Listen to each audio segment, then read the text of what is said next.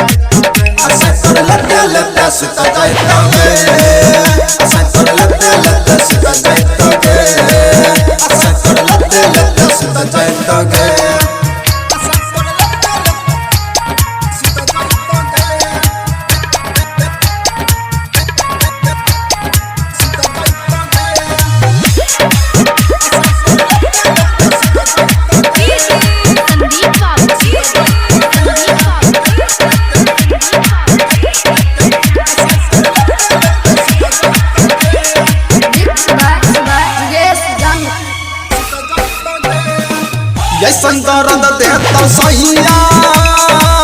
जना ललही तुम्हारा में तबे पता तोरा चलता छोड़ी के तोरा ससुराल में कब कहता कब सहता होठला लिखे रस चाटता जब तो हर पानी छुटता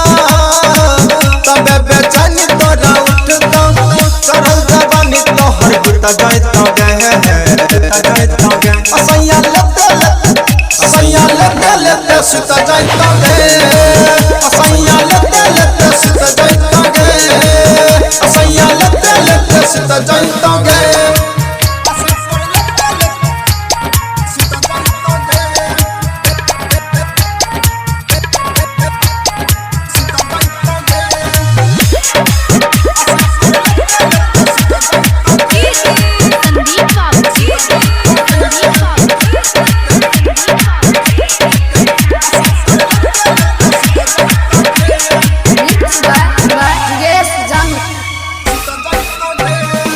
सुमना जुग समिति सुबा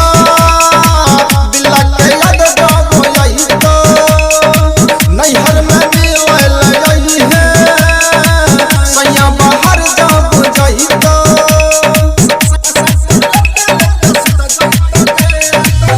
मन करबा तोहर पूरा रखबा हमारा अधूरा करला जा छोड़